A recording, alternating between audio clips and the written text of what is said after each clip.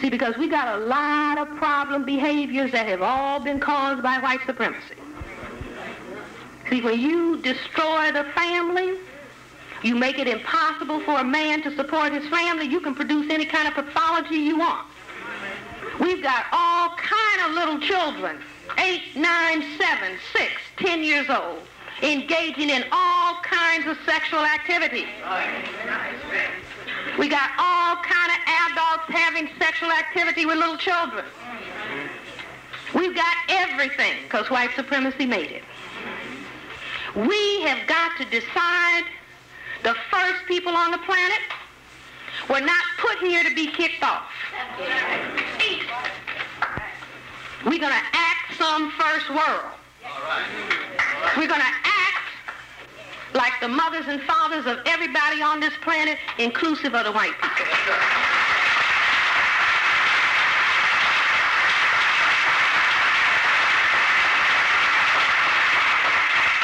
Every black person better make AIDS the first thing you talk about. Go to a cocktail party, talk about it. Go to church, talk about it. Go to school, talk about it. Go to work, talk about it. And everybody better say, next time I ask, yes, I've changed my behavior. And guess what's going to happen? Dependency deprivation that is expressed in sex obsession. When the sex obsession is disciplined, the personality evolves. See, the Lord works in mysterious ways.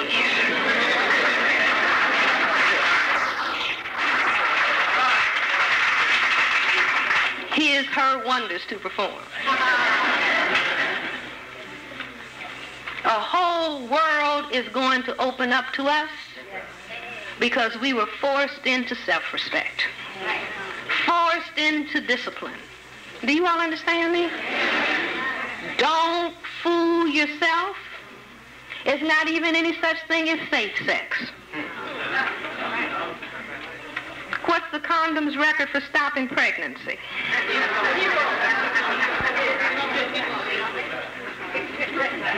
The AIDS virus is smaller than a sperm. This is the most serious thing that had ever come down the pipe. But the sons and daughters of Africa are going to rise to the occasion.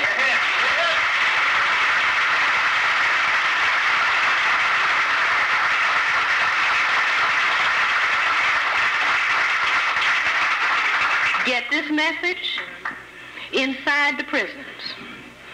You see, where all kind of homosexuality, obligatory homosexuality, if you want to call it. I saw an article from the New York Times that said, well, they're not getting AIDS at the rate that we had anticipated. I mean, you know, they're just saying, well, we thought it was going to be many more cases. But I am saying to everybody, take this seriously. Take this serious like you've never taken anything seriously before. Take it serious, sit down in the quiet of your own homes and say, how am I going to modify? Oh, Jesus, give me strength. That's the black one. Allah, help me endure. But if anybody's going around indiscriminately, see, wise people say, now, we've been married 20 years, but let's go and get checked.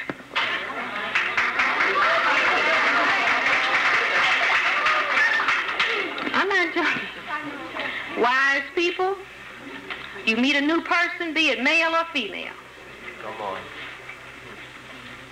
Say, I really like you. I like your style. I like everything about you. Me too. Well, let's go and get checked.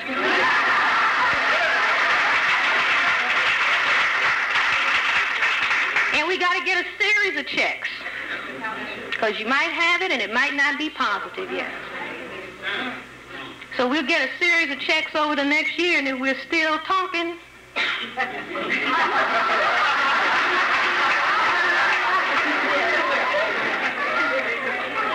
he can't be no kissing. How many people's gums have bled last time they brushed their teeth? Tell the truth. If you brush your teeth hard enough to get the tar off, you're going to see some blood. That blood is in the saliva. Now you exchange it with somebody who's infected. This is a revolution.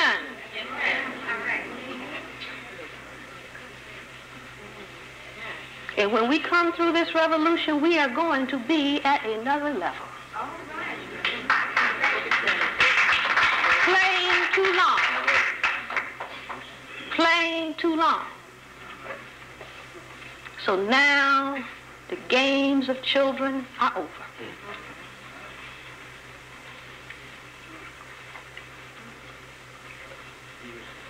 This is the most serious thing you've ever had to consider.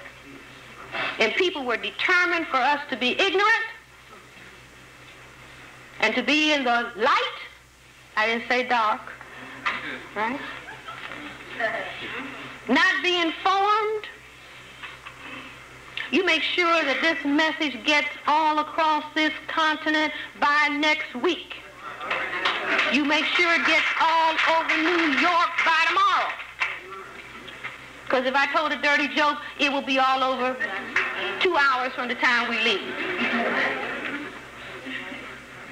Pass it on. Pass it on. Sex is no longer for play. It is a matter of life or death. You cannot find out if somebody has a virus by saying, well, tell me your sexual history. Do you all understand? Let's just say that they didn't cook the virus up. Let's just say that the virus did fall out of the sky. And that the virus was in the homosexual population. So then the virus moves to the bisexual population. And then the virus moves to the heterosexual population. Are you all with that? And then the person who is drug addicted said, I gotta have my drugs, I gotta do anything to get the drugs, so that person has it, and so then it's passed. Do you understand the connection? And then somebody has sex with a little child. And then the little child passes it along to the children in the community.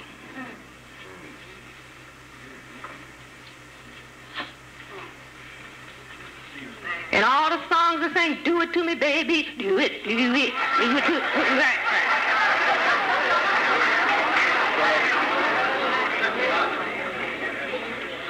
It's time to put those records away.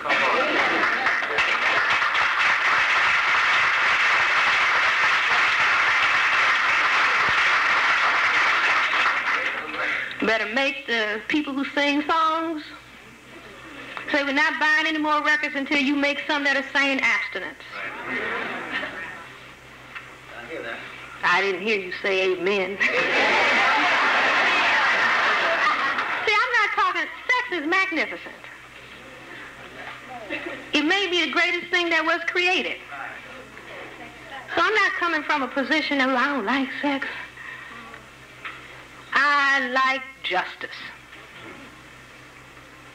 And if you're not willing to do anything so that you can have justice, then you don't deserve to have justice. See, all kind of tests are put on people. We've been tested for the last 2,000 years. Tested.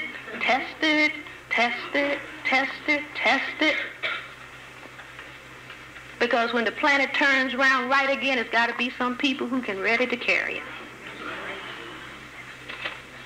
All kind of testing. Are you going to be ready? Testing.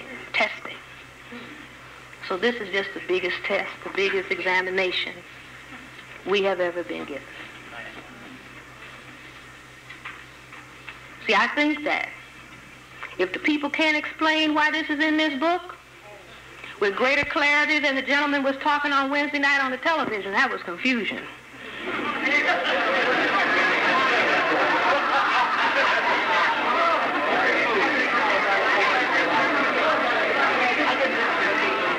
Was that Wednesday? What was that? Thursday.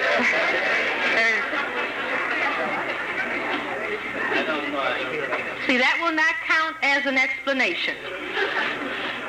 You better make it plain. You better make it plain so the child in the first grade can understand somebody explain why this was in this book.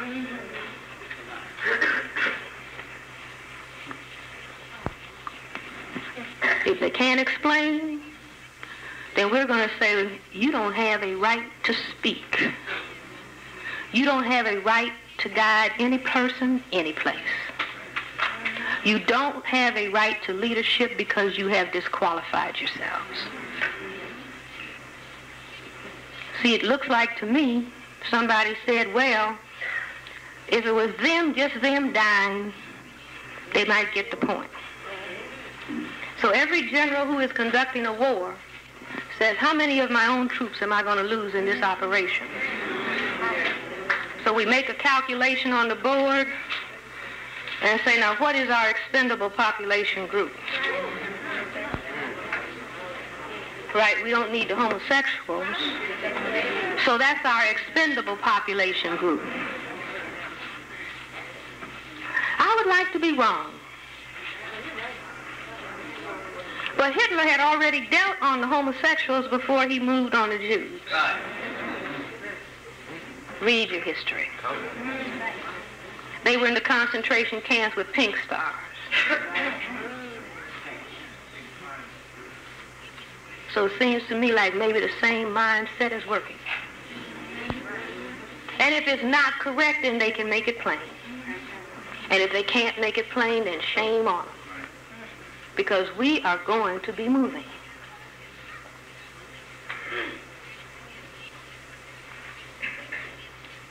These are our most serious times. Don't fail yourself. Don't fail your children. Don't fail your families.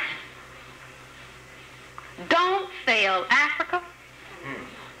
And don't fail God.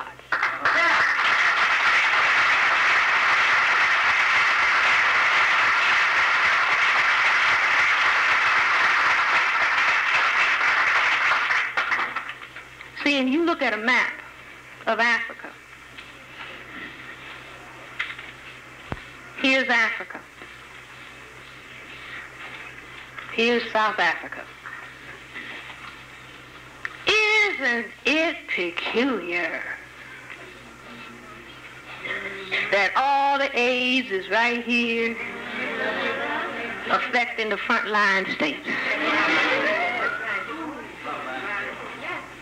How did the little virus know where to go?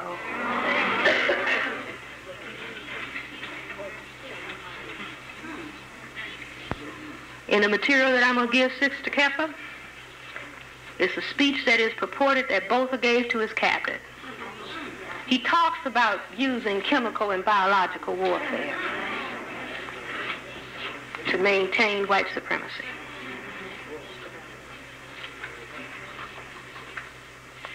Are you all with me? Yes.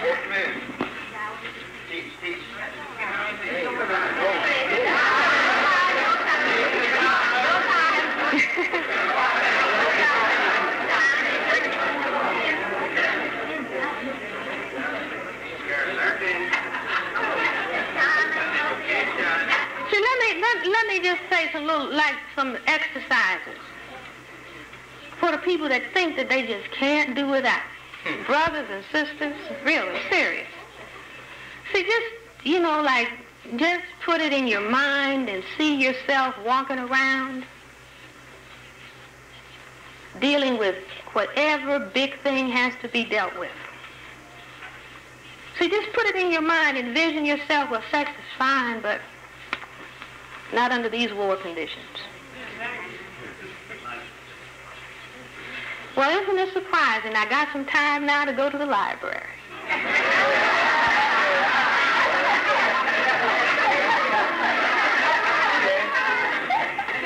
She mentioned those books. I was wondering when I was going to get time to read them. And as if by magic, the time fell out of the sky.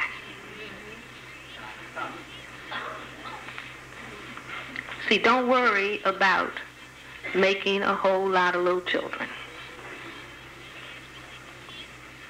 How many children are in the welfare system in New York City with no place to live? Little babies who learn how to walk. See, I read your New York Times. Little babies having to learn how to walk, holding the hands of nurses, because they don't have no mommies and they don't have no daddies. We have made enough throwaway children already to satisfy the end of time. We don't need any more. Do you know what a child is like after they're passed through 10 foster homes? 3 foster homes, and they want to be dead.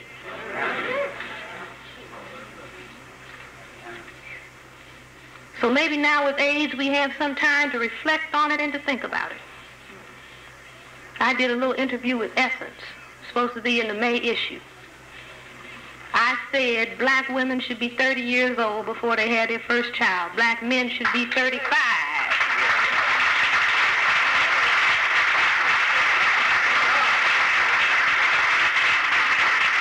I wasn't thinking about age when I said that. I just knew that we needed to have some strong troops to play this side of the board. Little children who do not get taken care of do not make strong troops. Little children who are not taken care of become alcoholics, drug addicts, rapists, robbers. Do you understand what I'm saying? That does not happen by magic. You can make a little boy into a rapist. Mother's 16. The baby's father's long gone. She says over and over, leave me alone. Boy, stop. The little baby's 2. Stop bothering me. Get your hands off of me. I'm sick and tired. I'm tired. The little boy's reaching for love and reaching for love. And every time he reaches, he's slapped away. So then he gets to be 15, 16, and he's big. And he says, oh, I got some muscle. I can take it.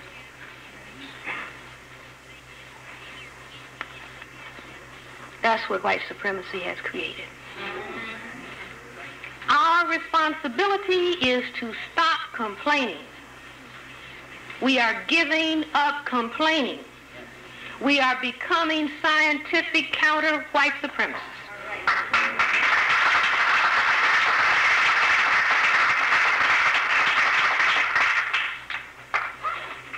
We are through with white supremacy's games. We need to be reflecting in that direction.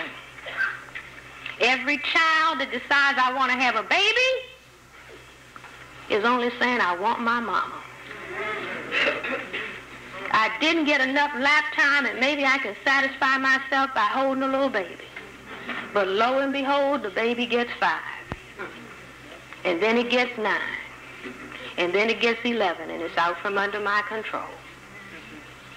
See, we need to master the principles of strong people.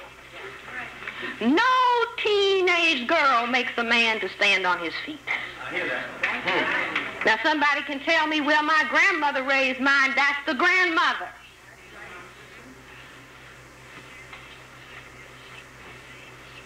"90% of the men in the prisons.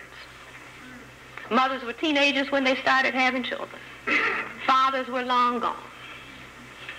This is not to condemn us. We are now saying, oh, this is scientific information, so we know what not to do. Because we are not an underclass. We are victims of white supremacy. And we're going to read Neely Fuller's book and get unvictimized.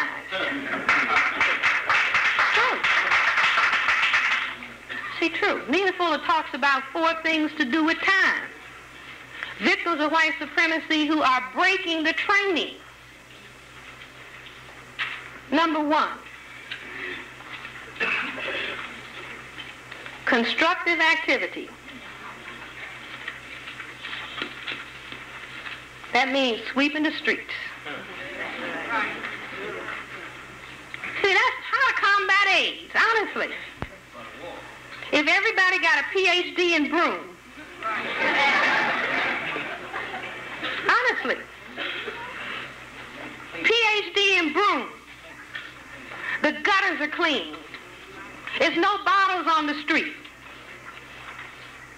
And so you look all around you and you feel so good and you start saying, I can do whatever is necessary to be done. But if I walk around and it's trash and it's bottles, see all those bottles, you all know about the bottles on the street? All those bottles are baby bottles.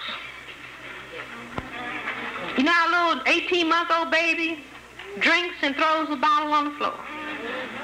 All those bottles are put down by little babies.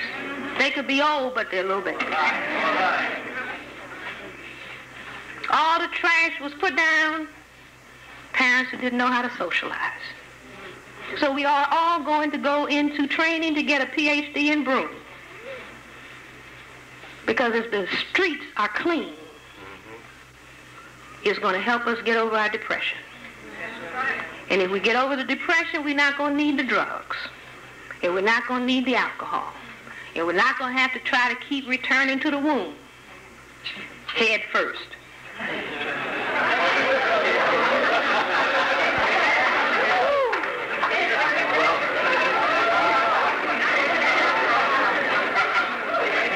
Okay, people.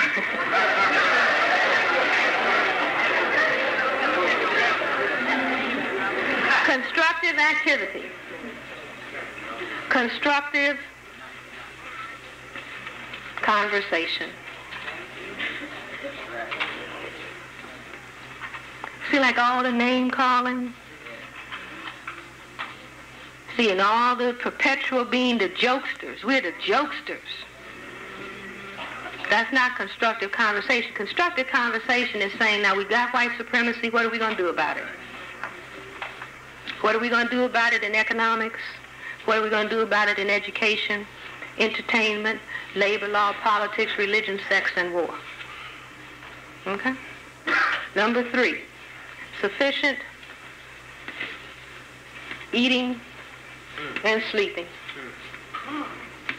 And number 4, Mr. Fuller says sexual intercourse no more than twice a week. That was before AIDS. Seriously. See, that was to cut down by giving it a number. Then you cut down worrying about it. You see, so you can do, 1 and 2. But now we're at AIDS, so you're going to have to think 1,000,000 times and then decide to be safe. Okay? Other exercises. Exercises in black mental health and black self-respect. Stop gossiping.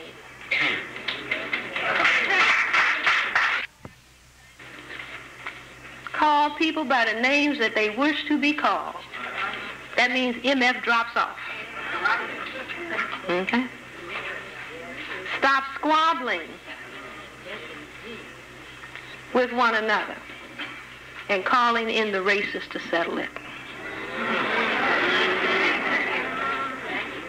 Stop being discourteous to one another. Stop being disrespectful. Stop snitching on one another. Come on, Daddy. Make it plain. See, so we got some things to do. See, we have to curtail sex. We can say, well, let's practice some of these things. Stop snitching on one another for reasons of personal gain. Okay? Stop stealing from one another. Stop robbing one another. Stop fighting one another. Stop killing one another. Stop using and selling drugs to one another.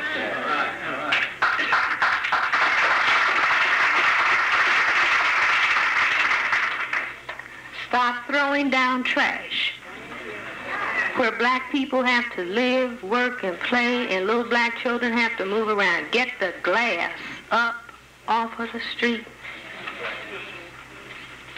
Everybody get a broom. Can you imagine where you live in Manhattan just being all clean? See, being all clean And imagine how your brain will feel. See, if we start doing these things and people say, oh my goodness, what's happening here? Who's your leader? You say, we don't have any leaders. We're all our own individual leaders.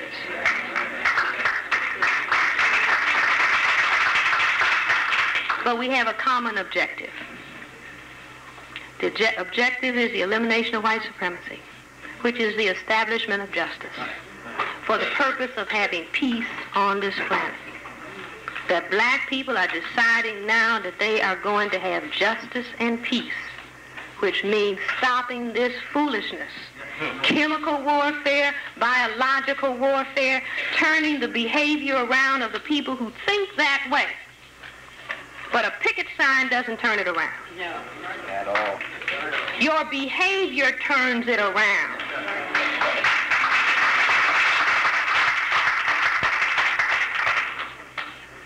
Every person who is conducting white supremacy needs to see on the face of every black man, woman, and child that they see on the subway.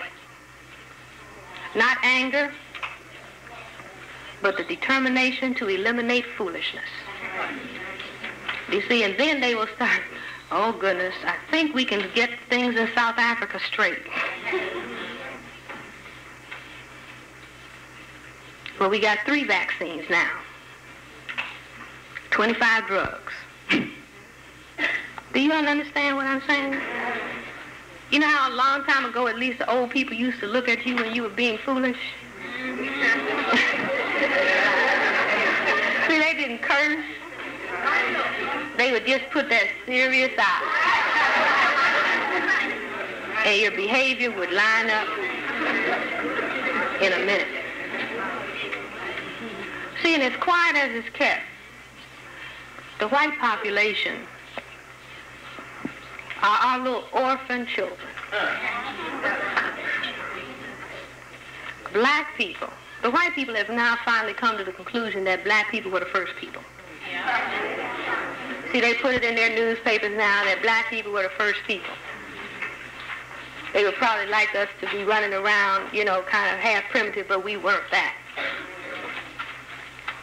But the black people are the only people that can make all of the colors. Black as the ace of spades, white as the driven snow, if we make a mutation to albinism.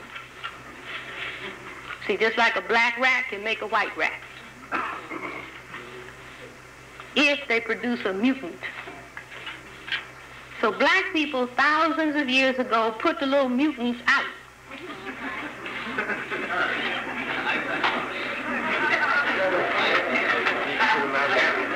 We did. Just like people do now, they take a genetic defect and put it where? In the institution. Away. The black people said something's wrong with these little babies. We're putting them in the institution called Europe. See, I say that's why the Europeans know about producing ghettos, because we put them in the first ghetto. Everywhere they go, they make ghettos. And so they have turned the tables. But the black people put them out.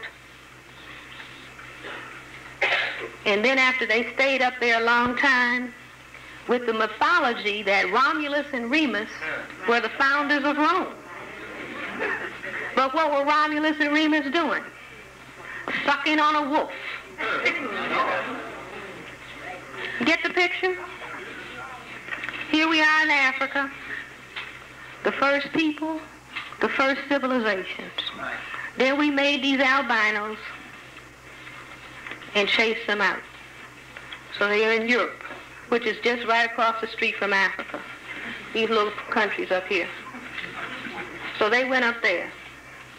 And then they came back. And I don't know if anybody in the audience knows, you put a baby out. You see what I'm saying? You put that, and you look up. Who is it? Aren't you my mommy? So you ask any child that has had that happen to them. And if you ask the child what is in their heart, they say to stomp those parents to death. See what I'm saying? I mean, that's true. All you have to be is a psychiatrist and talk to the child who was abandoned. And so what do? Come stomping back across here and put a whipping on the parents. See, and I tell white people, it's like I take responsibility for being the first abusive parents. Really?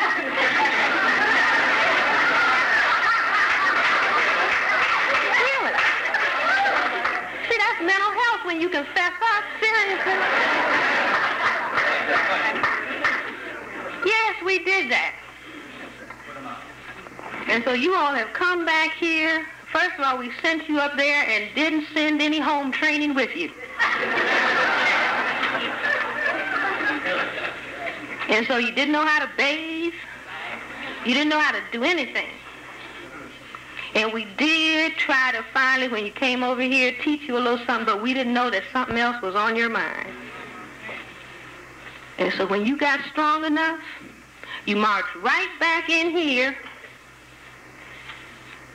and said, now, Mama and Daddy, I'm taking you over here to my land. I already took it for some other colored people, and I'm going to make you nurse me.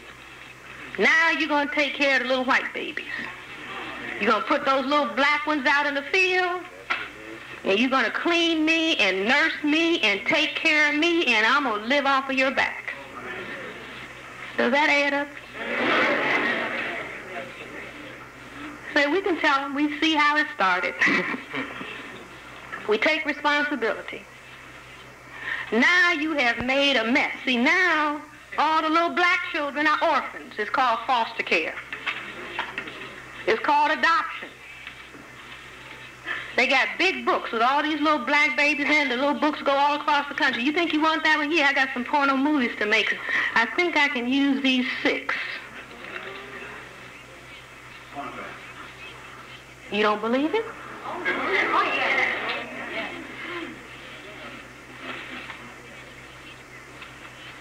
So we should be saying, thanks, AIDS. You're going to make us think. I didn't finish my formula. I said 30 years old for the mother, 35 for the father, no more than 2, no closer together than 3 years apart. What am I going to do these first 30 and 35 years? Go to school. Learn how to work. If a Cambodian can come over here and learn how to work, I can work.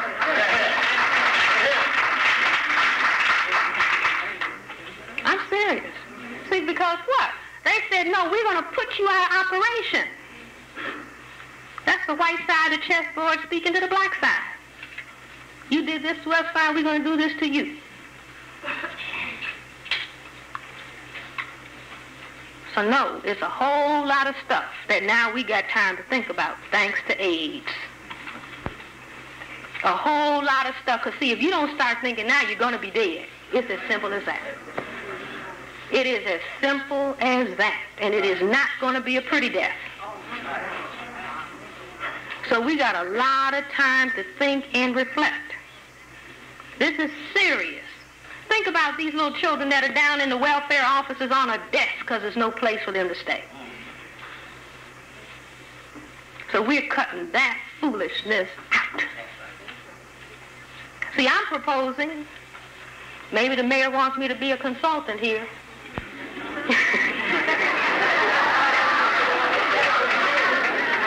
I sent your mayor a copy of the Cress theory. He said, I want to find out what's happening in Howard Beach. I didn't hear from him, okay? But I'm serious. I'm proposing pay every child that finishes high school, that hasn't become a mother and father, or a father, give them a check for $2,000 cash.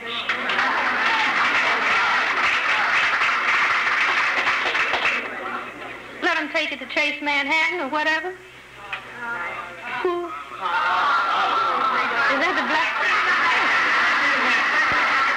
Look, check the face that's on it. Doesn't. But do you understand what I'm saying? Yes. Because it costs $10,000 in services in cash to pay for the teenager that has a baby. See, that's the kind of calculations we ought to start doing. Why do you want to pay $10,000 after they have the first baby and increase that check every year unless you have a plan to already make functional inferiors?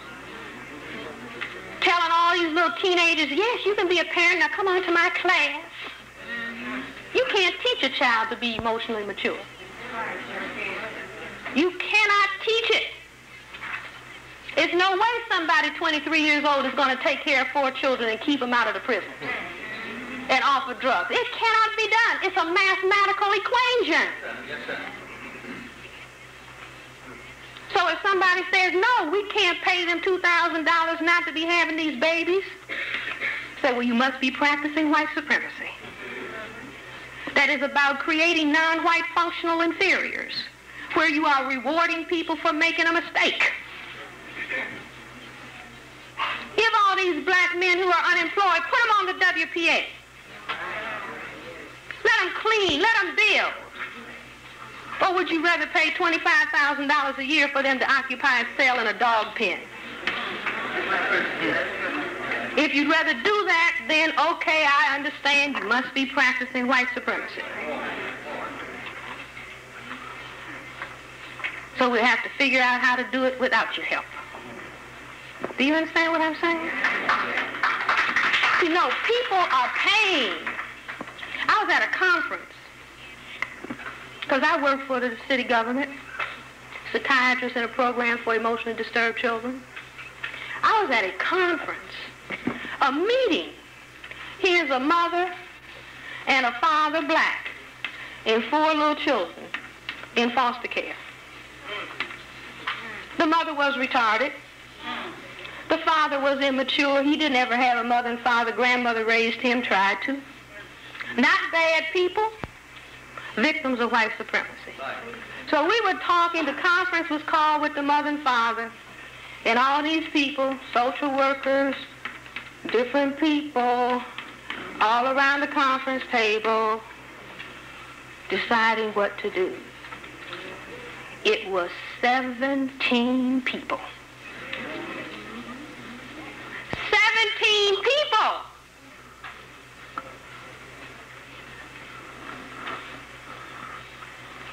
How much money expenditure is that? 17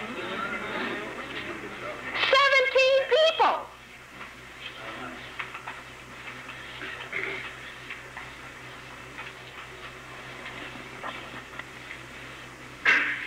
No.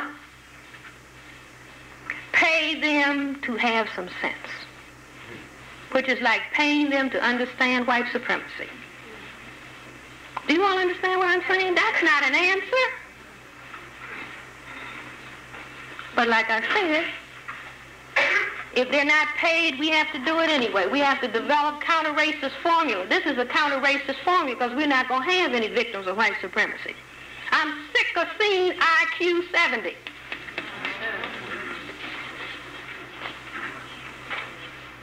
Every black child, IQ 70. Borderline, learning disabled, emotionally disabled. Yes, they're emotionally disabled. Yes, they're learning disabled. It's not on their genes. It is in the pathology of the environment created by white supremacy.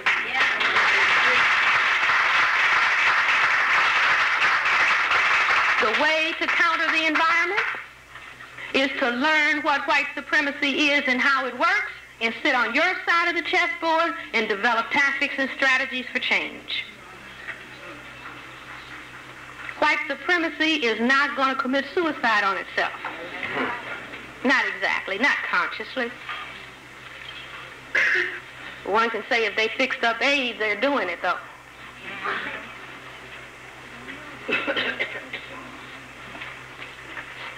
But I'm saying that no system, do you see what I'm saying? Just put yourself in the position of white people who are a tiny minority on the planet, genetic recessive, and they decide they want to survive as white people. So they're doing whatever they can think of to do. But your brain computer, see, think about this. White people came out of us, and they left something behind.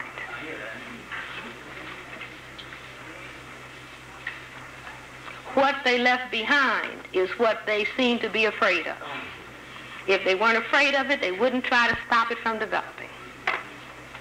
So we are about the black people. We are about what was left behind. I mean, what they couldn't take with them as mutants. If we decide to use it. See, I say that melanin allowed me to find that book. See, it's like I was saying, data come in, data. Seriously. Had my antenna standing up, data come in. Seriously, seriously, seriously. You want to know how come they attack our color and attack our hair? Say, put your antennas down. Put a lot of gunk on your antennas.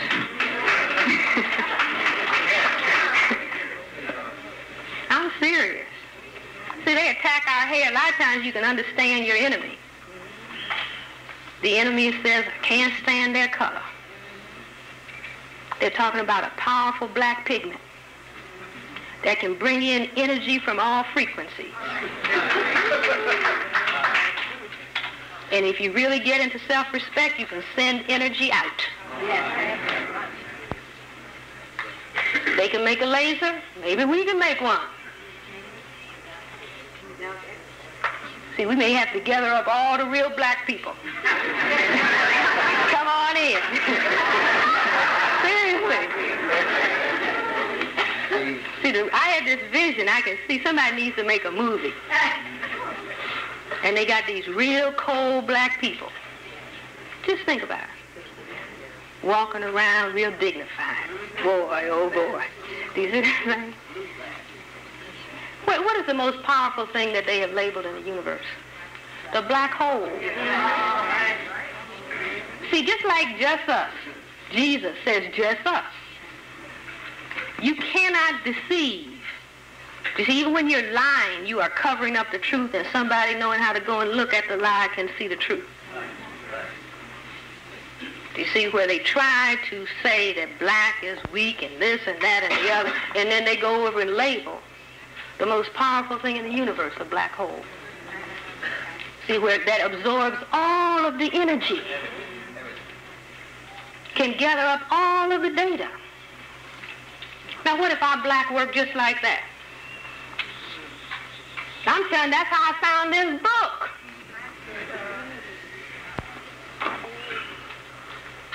Something was saying, there it is. There it is. There it is. There it is. See, certain experiences that I have had, and I can't say I'm any master in the use of melanin, but when my brother-in-law, the first black astronaut that was killed at Edwards Air Force Base in 1967, December, I went home and sat on my couch in Washington, just sat down after work. I see this big screen and my brother-in-law in this flight suit trying to get out of this airplane. Big as that whole thing back there. And I said, what is that? He couldn't get out of the airplane and he couldn't open the parachute, right? Just as clear as I'm sitting here looking at the openings. So I just, what was that? Brushed that out of my mind. Went downtown, did some shopping, came back in the house, the telephone was ringing. My mother said, Bob is dead. He couldn't get out of the plane in time. White guy piloting the plane, pilot got out. Left my brother-in-law in the plane. And all I can say is I saw it. Now, what makes that? I don't know. You hear the Greeks talking about the oracles in Greek history? Those were black people. They would go and say, what is going to happen in the future? And those black oracles would read them. So I don't know. But see, maybe it's time to say God bless AIDS, because if we stop being sex obsessed, so we're turning into high gear self-respect. And when you turn into high gear self-respect, your nervous system will open up for you and tell you what to do in critical circumstances. Let me stop and let you all ask some questions.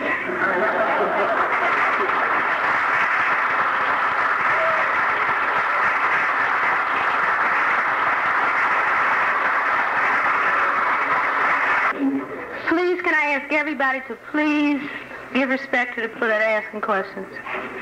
I see a dilemma with going to the same medical establishment that got us into this mess in the first place, for them to test us. Isn't it possible that when we go for testing that they could further infect us if it is all? Well, do you see what I'm saying? That, in other words, we could all be killed right tomorrow morning. Okay? So that is a possibility. But you can't, you see what I'm saying? You say, well, you know, they could just blow up the school, blow up the whole of Harlem, blow up all the black communities in the world. They could decide to do that. They have the means to do that. But that doesn't mean necessarily that they feel that they can exercise that. And so I'm saying you may have to think about it. People may have to figure out, well, how can we monitor the end result? But see, people have to think. Everybody in this room has a brain computer that is of the first order. Do you see? So that, yes, you have to think and try to figure out, well, now let's see, should I do it this way or should I do it this way? Do you understand what I'm saying? Like, I'm just saying that black people have to figure out what is it that they must do. Yes, they can put something in the greens. But the point is they could have done it yesterday and we're here today. This is what I'm saying. They're not doing these things every day. And, you know, yes, something may happen. Something may happen to me when I leave here. Something may happen to me as I'm standing here. But I'm not counting on that. I'm counting on deciding what it is that I'm going to do up until the time that I check out. Do you see what I'm saying? So I would say to you, if you say, well, work out your plan of what it is that you think that you are going to be doing or need to do, as opposed to, ooh, I'm afraid they can do this, and I'm afraid they can do this, and I'm afraid they can do that.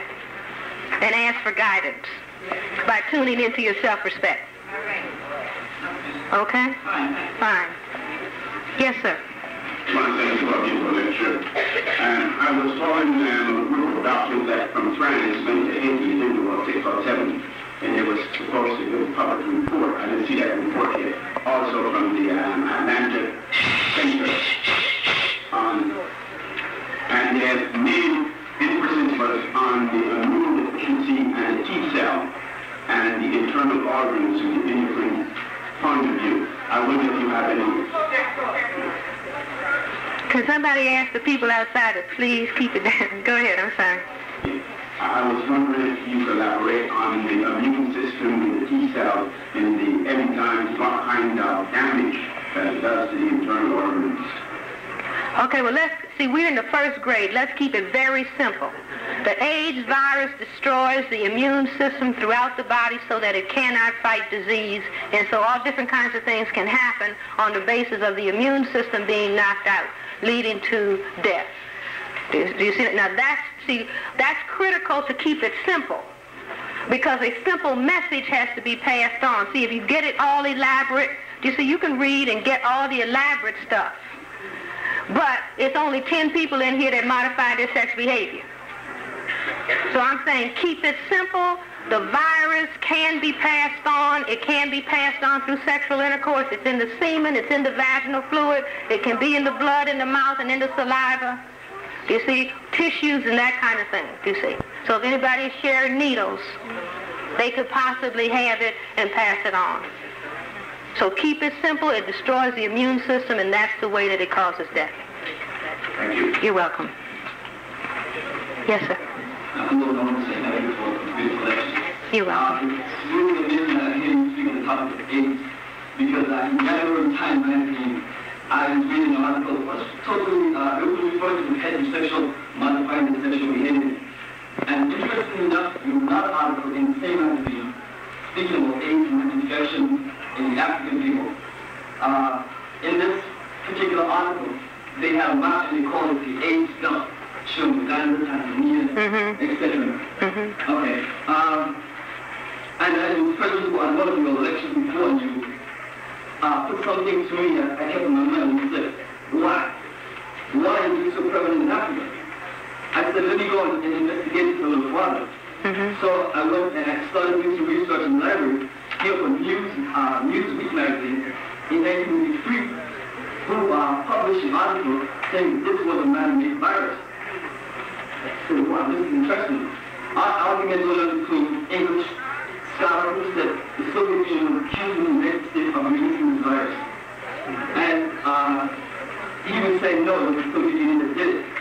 And I want to say that I think you're on the right track, and I'll let you follow some information because I've collected quite a lot of information about this topic. And as a matter of fact, we refer to it as a vaginal virus from the sheep, the regional monkey, and something else. And they added another gene to it, and this is the virus that they have. So you're on the right track, and I think that information is going. Thank you. Let me just say this, that in mentioning my concern, see, it's like if you start talking, all kind of people have bits and pieces of information to share. But you've got to be engaging in constructive conversation. It can be, what does she have on? Who's he thinking? And did you see those shoes? See, that's not constructive. But if you start talking about constructive things, just like this brother is saying, I saw this, I read that. By me sharing the information that I had, a brother whose name I will not give, who works in bacteriology and virology, said that in that whole field, the cells of the green monkey, tissue cultures, were used to grow and breed viruses. Do you see? And he said that everybody who's in that field of investigation knows that, but they are sitting on top of silence. Do you understand? So that there's a lot of information that is available, but the critical thing is, the first thing is to do now is to change your behavior and think. Okay, thank you. Fine, thank you. Thank you very much. Yes, sir. I heard about the term people in a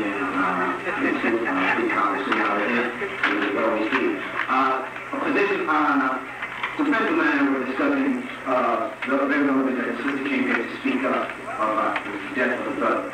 And this position was this. Is there an explanation, could you give me an explanation on dealing with the survival of white genetics? Why is it so that I know, and I'm not the greatest person when it comes to the head of my shoulder. Yes, you are. Go ahead, though. White officers are accused, white officers are guilty of murdering so many black men, women, and children in the street. I was wondering why, my friends and I wondered, why was it that way? Why aren't there statistics showing how black officers, too, are guilty of the same offense? Is it that black officers have some special training that prevents them from acting so irrationally and so spontaneously that prevents the murder of whites and black officers?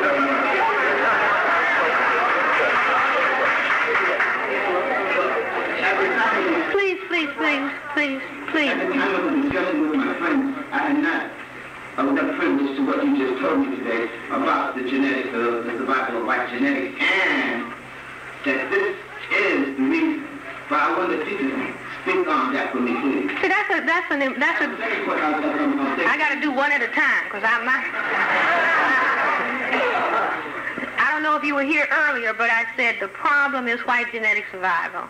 The threat to white genetic survival is the black male, because he's the one that can cause white genetic annihilation. Undetermined. See, if a white man says, I'm going to go to bed with a black woman, that's his choice, which is quite different than if a black male said, or non-white males, all the not black, brown, red, and yellow, said, we're having sex with these white females and there's going to be white genetic annihilation. Okay.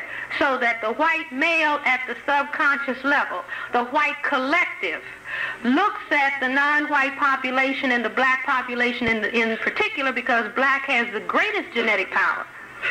So that they look at the population and subconsciously they're thinking, he can cause my genetic annihilation. He's got a weapon. That's why they say, I thought he had a weapon. He does have a weapon. You see, but it's the genes. But this is called a weapon. Somebody told me that, what did they tell me? Something about what they say in the Army. Right. Right. Do you see what I'm saying? Right. See, what this is referred to as a gun. Do you see what I'm saying? So by looking and see, because this is not talked about, these fears can stay at the subconscious level in the white collective. And that's why picketing is not the answer. The answer is, wait a minute. Now, this is very tragic that we've had another death on the part of a black at the hands of someone in uniform who would classify themselves as white. But we do understand that this is because of the fear that those without melanin have, that they can be genetically annihilated by those who do. Now, we're going to do everything possible to see that it stops, but we do understand it. And that's why black men are not afraid of genetic annihilation. Black men have fear of annihilation by the weapons, the lynch rope, you see. But they don't have fear of the white male standing just on his genes. Now, one question on this. Dr. Welsing, I'd like to compliment you on the lecture. Thank you. My question is, well, let me explain why I'm up here. In school, I'm a high school student, and in school, we discuss various topics in my English class. Mm-hmm. And one that we discuss the most is AIDS.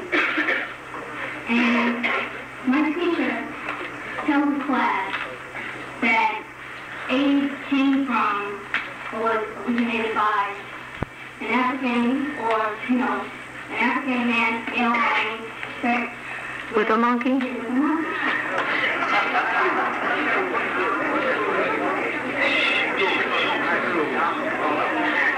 See, now here's a black young person sitting in school, and somebody is teaching that an African man has sex with a monkey, and that's how AIDS started. This is Manhattan. Right, go ahead, sweetheart.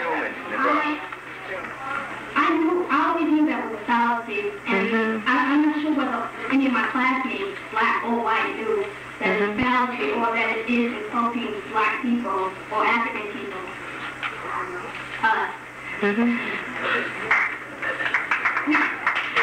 Anyway, my question is, I had no argument with this man, but I am very insulted. I had no argument, and I just wanted to know what I could say when this topic comes up again. Okay, I want you to give me your address, and I'm going to send you a copy of the book free, and I'm going to send the material that I put together, and all you have to say, well, that's a very interesting concept that you have, but a black physician has said that it appears that this was biological warfare produced in some Western laboratory. And also tell them that, see, when you point your hand at somebody else, it's 3 fingers pointing at you. See, they keep saying the African, just like they used to say black people are genetically inferior. That was one of the things that helped me understand that they were projecting. That they kept saying, they're inferior, they're inferior, they're inferior. But we're the people who are genetically dominant. They are the genetic mutants. Okay? And all of the people, I mean, if they say, well, Jews are smart, the Asians are smart compared to the white, do you know what they all have that the whites don't have? Melanin. Okay? But I'll send the material to you, and so you can politely share that with your instructor. And tell your instructor to read Nazi Doctors.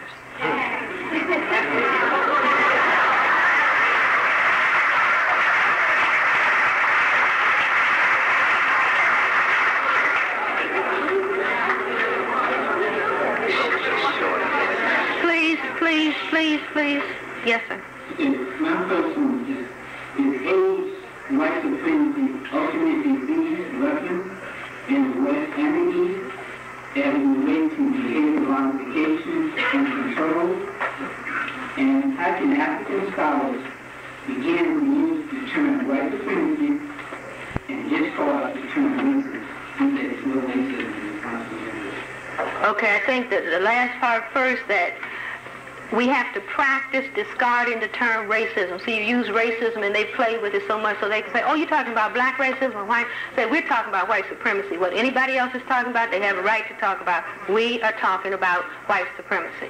Whether or not this particular organism is the ultimate weapon, this book describes so much, you know, different viruses, bacteria that people are playing with and chemicals, that probably the answer is no. But if all of the non-white people say we are convinced based on evidence that we have been exposed to, that you are engaging in biological and germ warfare. And so if we see the evidence, we will have to act accordingly. Okay? Hi, Dr. Wells. Hi. Please, we can, like you, I've been listening with the women on the last couple of weeks or so. A nurse friend of mine called me, and she was very upset because she was witnessing doctors taking care of two infants. Okay, one died and the other one deteriorated. They're using a new... Please.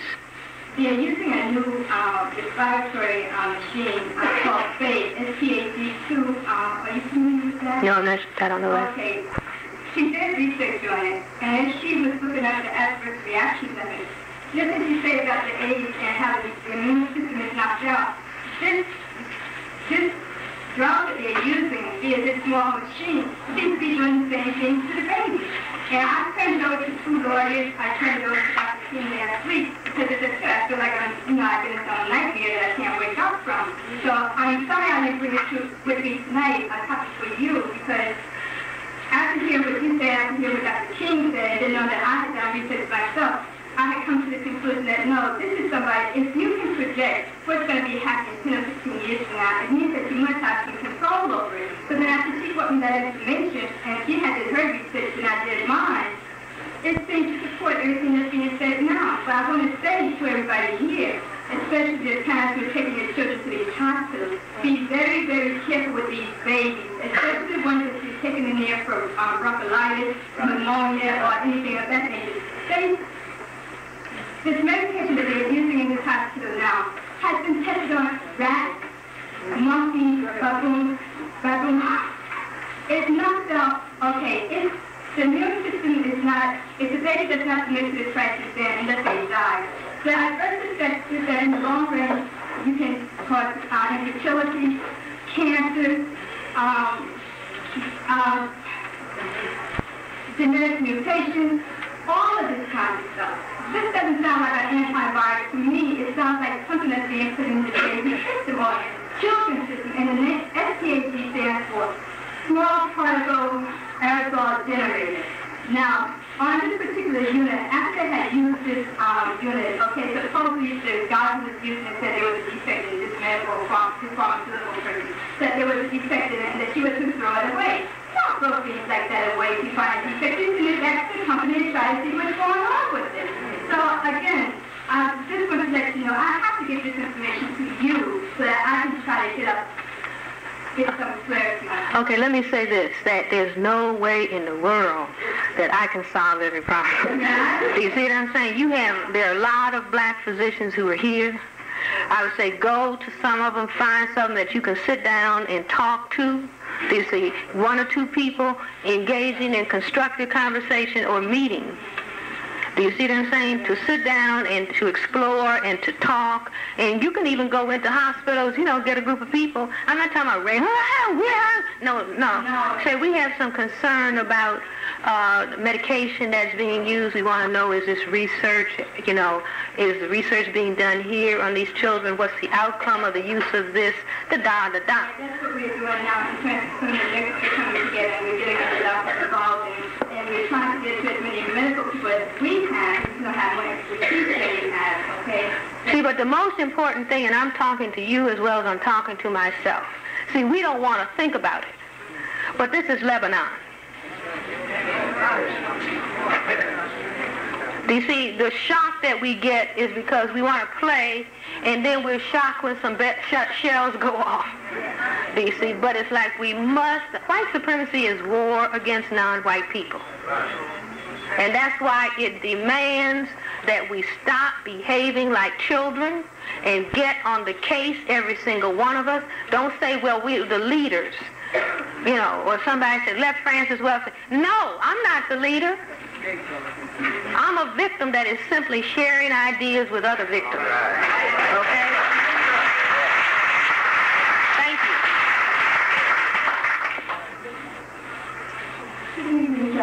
Good evening. Mm-hmm. I have a question on the same subject matter as sister, but in relationship to vaccinations, you know, the immune systems, okay, and now they're trying to get these tests where it's mandatory that children, before you go to school and, you know, getting different types of jobs, you have to undergo certain types of tests. And my position is, how do you know that the test that they're giving you, if they're taking blood or they're giving you something, may be instilling in you that which you never had before you came there?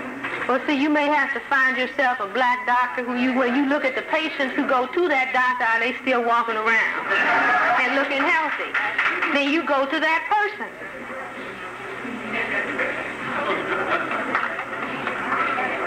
They even have packets of vaccinations that label for areas, pollen and whatnot, that a physician told them that. They have packets of medication vaccinations that are labeled for certain areas.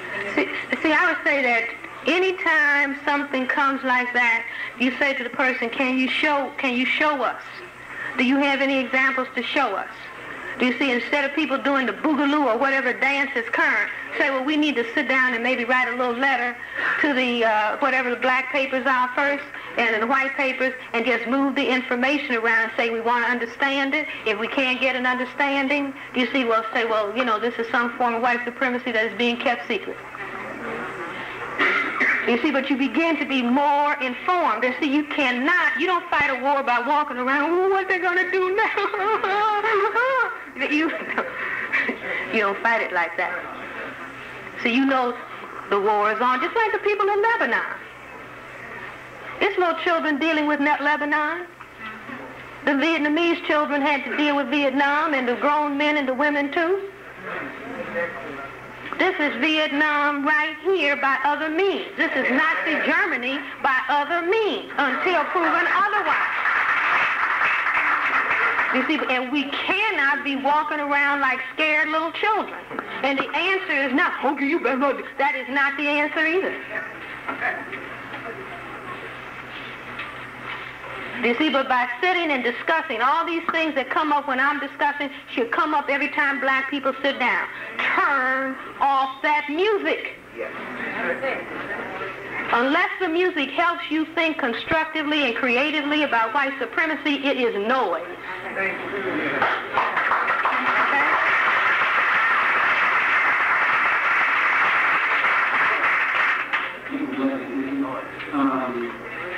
I'm hoping you can follow me on this question that concerns Please, please. And the virus.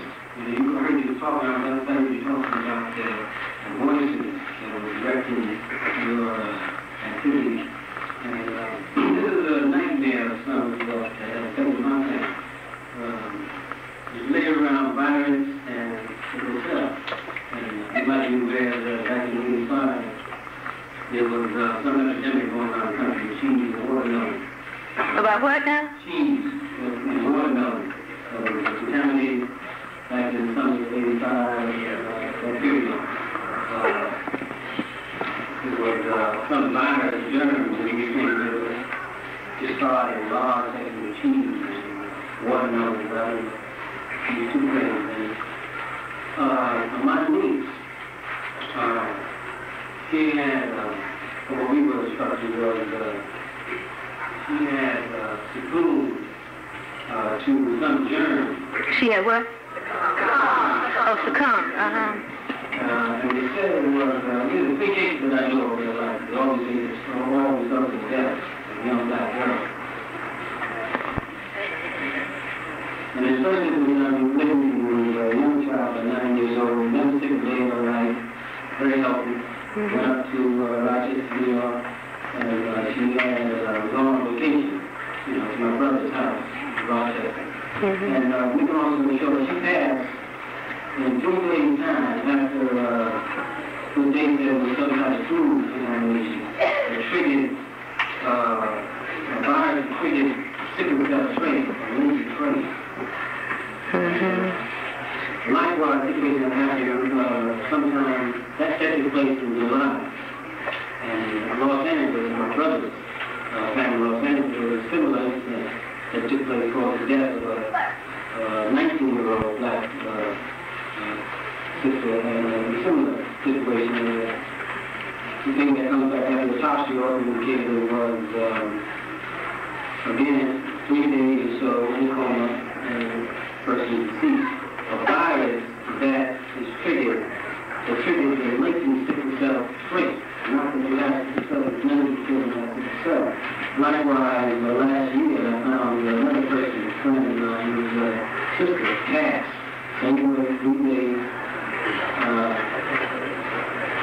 Again, sickle cell trait is the thing that we ascribe us to. And the last instance I had run from Boston to Brooklyn. About 2 o'clock in the morning, I got in my car to get these documents and forms, and call in Rochester, trying to get some doctors headed up there. And definitely, I was showing something. And the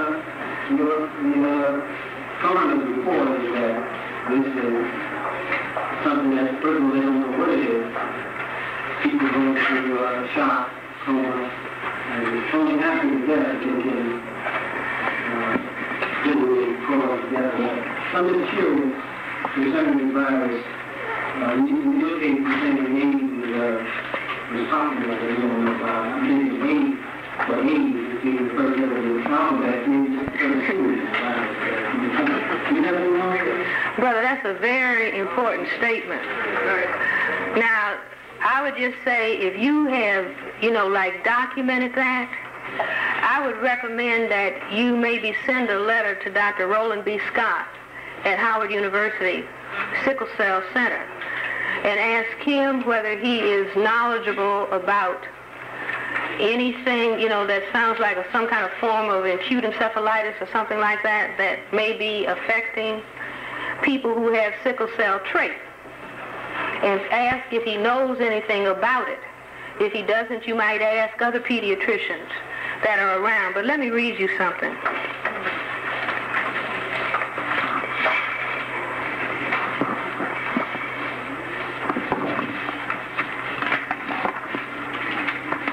These are all my articles that I saved from the paper, right? Okay, here's an article from the Washington Post, Sunday, August 17th, 1986. Biological weapons reweighed. Defense officials cite strides in technology. Advances in biotechnology, I'm not going to read the whole thing, I'm going to just read a little bit. Advances in biotechnology have transformed biological weapons from ones that were unimportant and self-defeating into weapons, quote, that may indeed be great weapons, end quote, according to Douglas J. Feith, Deputy Assistant Secretary of Defense for Negotiations Policy. Now, the article goes on to say that they can make designer biological weapons like designer drugs. So that people who have, black people, because we have, the sickle cell trait and sickle cell disease was amongst us because that was a way of fighting malaria in Africa. Okay, so that, I don't know. But if you read this book, you see that all kind of research universities, research grants, developing this, developing that, that'll knock this out and knock that out, and on and on and on. And a brother told me who had worked in the Peace Corps in Africa. See, I was at church with my little material. See, I said, go to church and talk to the people in the coffee hour. Okay. So I'm just standing up at church, talking to some people, say, you all better pay attention to this. So here's a brother I never met before. He said, well, that's interesting. That rings a bell. When I was in the Peace Corps in Africa, the CIA came through, and they were collecting organisms, which I didn't understand why. But they were collecting different organisms Do you see what I'm saying? And he wanted to do what? But, I mean, you know, they were officials. The same brother said that people started dying from some suddenly acute encephalitis.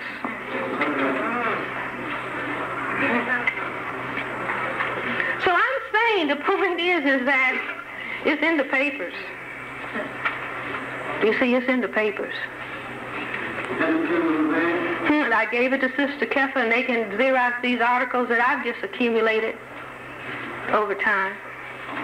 So do you see that? I think that, see, instead of we just boogalooing and being silly and looking at silly stuff on television and trying to put in green contact lenses, you see what I'm saying? We're off course. But if we just started saying, wait a minute, you know, like we've been starting to get serious and we're talking to each other and we're just trying to put the pieces of the puzzle together, and it has come to our attention, and so the things that we are sharing with each other and hearing from, we're hearing from many different places, seems to indicate that biological warfare is not just in Afghanistan, but it seems like it's here, and we are asking you, is that what you're doing to us? See, instead of being silly and having to have blonde hair and green eyes, we said, no, we're black, and we have black frizzy hair, helix hair, and we want to know, are you practicing germ warfare? Now, see, just that question, being serious, not yelling, honk you this and not that, just calmly asking that question.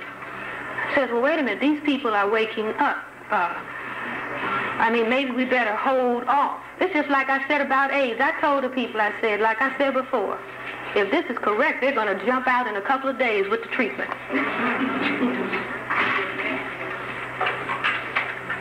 You see, so if you say, wait a minute, something peculiar is happening. Black people have had sickle cell disease for thousands of years because it was a protection.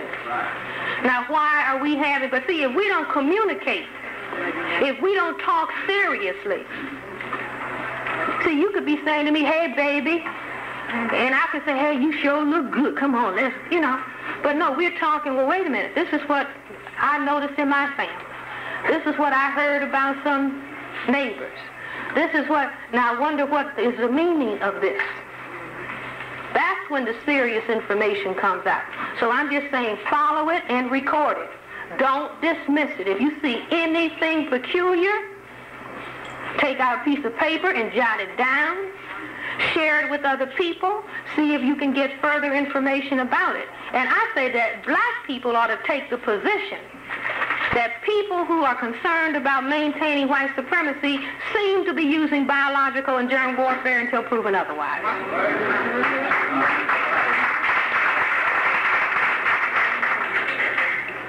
Good evening, Dr. Welsing. Good evening. I want to ask you about a black social work research about healing your family because before we trigger on another thought, and that is our inability and our ability to produce the enzyme lactase that takes care of the milk sugar lactose. And in conjunction with that, how government is now passing around free butter and cheese. The cheese last year that had some kind of special infection and watermelon. So we're getting the free cheese and we're buying the watermelon. Have you any remarks on that, or why doctors, even black physicians, are not telling black people that after 2 years of life, we should not be drinking cow's milk? Well, I drink cow's milk, and I mean, so I'm saying, well, in other words, there are people who don't have the enzyme, and if they get sick when they drink it, do you see what I'm saying? Okay, you can't say just categorically that somebody's going to be sick. If somebody gets sick drinking it, they shouldn't drink it, okay? But the point about what is happening to the cheese, see, when I saw all those people lined up for that cheese, and a whole lot of healthy people, I said, they're using psychology. Do you see what I'm saying? Like, we got all this cheese for you, all this butter for you. I said, look, if you can buy your butter, buy your butter. And you go and buy your butter where some non-black people are buying their butter. The black social workers made in the results was that these women heads of families stated, the majority of them stated that their families were just as strong and families, two-parent households, and some, I don't know if it's some. You need two-parent households. Two-parent households, and that some even went as far as to say that some of their families were better off. Well, okay, see, but that's a short-sighted. In other words, if a man and woman don't have respect, don't understand white supremacy, and they're fighting and hitting each other, all that chaos, if it's not there, yes, that's better. But if you don't understand the big picture, and understand if you've got male children without a male model, and you're angry with men, you're going to effeminize that son.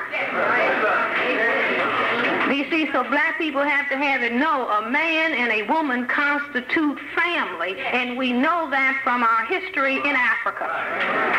You see?